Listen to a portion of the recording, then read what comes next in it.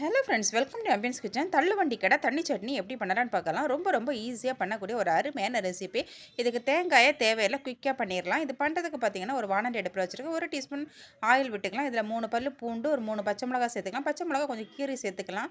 இப்போ பார்த்தீங்கன்னா, ஒரு 2 பெரிய வெங்காயம் கட் பண்ண சேர்த்துக்கலாம். வெங்காயம் நல்லா வதங்கிட்டு கலர் மாற தேவையில்லை, ஜஸ்ட் கண்ணாடி பதம் வந்தால் போதும்.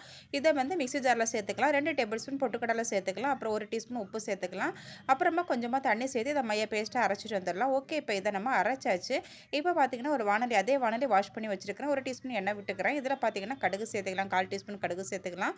அப்புறம் 2 காஞ்ச மிளகாய் சேர்த்துக்கலாம். அப்புறம் சின்ன வெங்காயம் ஒரு 2 சின்ன குட்டி குட்டியாக கட் பண்ண சேர்த்துக்கலாம். கருவேப்பிலை இருந்தால் இந்த ஸ்டேஜில் சேர்த்துக்கலாம். என்ட்ட இல்ல, நான் சேர்த்துக்கல. ஓகே, இப்போ நம்ம அரைச்சி வச்ச இந்த சட்னி சேர்த்துக்கலாம். கொஞ்சமாக மிக்ஸி ஜார் அலசி தண்ணி சேர்த்துக்கலாம். ரொம்ப ரொம்ப சூப்பரான சுவையான நம்ம சட்னி இப்போ ரெடி ஆயிடுச்சு. லைட்டாக கொதி வந்தால் போதும், லைட்டாக சூடானாலே போதும். ஓகே, இப்போ சூப்பராக ரெடி ஆயிடுச்சு. நல்லா சுட சுட இட்லி வச்சு சாப்பிட்டோம் அப்படி